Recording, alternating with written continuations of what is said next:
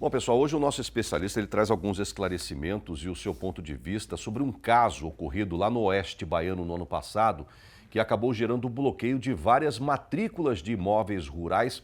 totalizando cerca de 11 mil hectares de terras de produtores embargadas. Foi uma ação movida pelo governo do estado da Bahia e acatada pela Justiça. É claro que isso gerou uma enorme insegurança jurídica entre os produtores da região e os detalhes sobre essas chamadas ações discriminatórias a gente confere neste exato momento. Vamos lá? Pedro Puccini.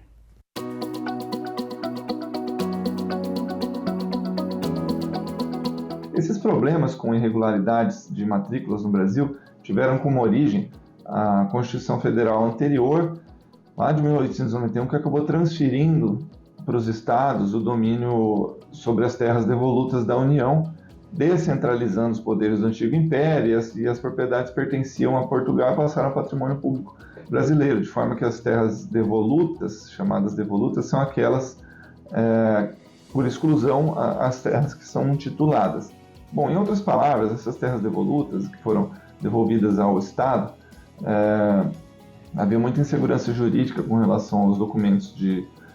imobiliários, né, com matrículas criadas em cartórios, sendo sucessivamente negociadas e transmitidas, porém algumas originadas em registros paroquiais, sesmarias, e aí gera esse certo conflito de terras, principalmente em estados do centro-oeste, do norte do país. No resumo, essa situação ela foi modificada pela legislação e que passou a considerar as terras devolutas como patrimônio público, né, na Constituição Federal de 88, indisponíveis enquanto não discriminadas, que é o que está acontecendo agora no estado da Bahia. É exatamente esse termo, ou seja, discriminatória, que deu origem às ações discriminatórias, declaratórias, enfim, de natureza pública, que serve para, então, distinguir, como eu comentei no início aqui, as terras públicas das particulares, que, porventura, passaram e continuam passando ilegalmente ao domínio particular, impedindo o domínio destas áreas por uso capião, né, e também impondo a nulidade de muitas matrículas que não estão aptas a transferir essa propriedade. Bom, esse procedimento discriminatório é bastante antigo, de 1956, 76, duas legislações que ainda estão vigentes, aplicadas às terras devolutas, seja do Estado, da União, né? E é um pedido que é feito pelo governo do Estado ou pela União, que acompanha um memorial descritivo dessas áreas que estão em conflito, né? O rol das propriedades que são, a lista das propriedades que são conhecidas dentro desse polígono da ação discriminatória, e o esboço, o rascunho daquela terra que vai ser discriminada. Judicialmente é nomeado um perito para demarcar essas áreas que vão ser estudadas com suspeita de ausência de documentos válidos, convocando todos os proprietários para a apresentação de documentos, montando toda a chamada cadeia dominial, a sequência de registros imobiliários, né, até que chegue na origem da área lá no passado, se era uma terra devoluta,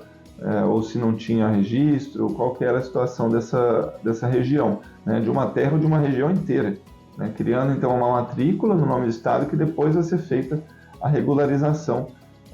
para os ocupantes atuais. Então no Brasil, infelizmente, até o passado é imprevisível, né?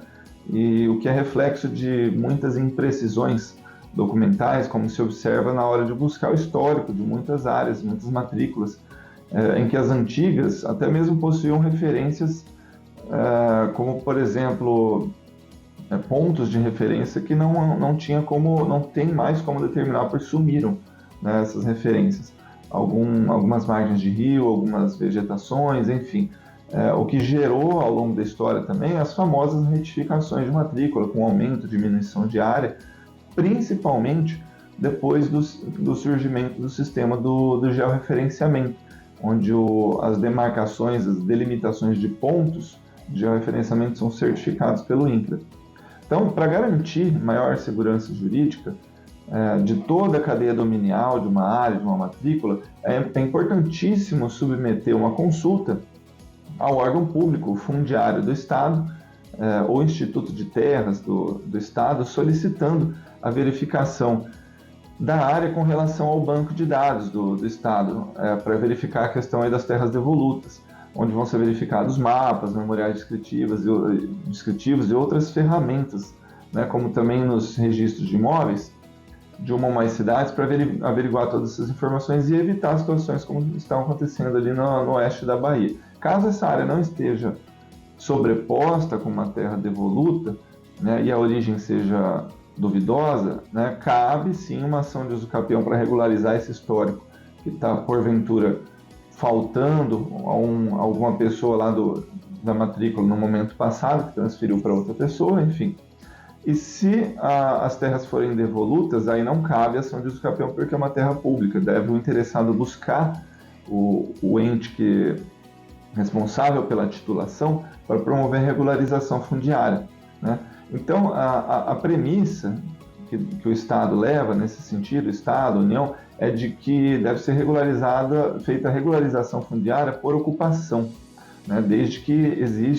exista essa posse mansa, pacífica, sem conflitos, né, comprovados por documentos, como, por exemplo, carta de anuência dos vizinhos e outros meios de prova, seguindo uma tramitação que muitas vezes é demorada, né, por meio do parecer de vários órgãos e secretarias, mas que vai acabar resolvendo esse problema de insegurança jurídica e fundiária. Então isso deixa bastante óbvio, né, a importância da documentação regular da propriedade rural para todas as finalidades atuais, né, comerciais, fundiárias, ambientais, bancárias, né, possessórias, sucessórias, enfim, a liberdade de usar esse imóvel sem ter nenhum risco futuro. Saudações e até a próxima.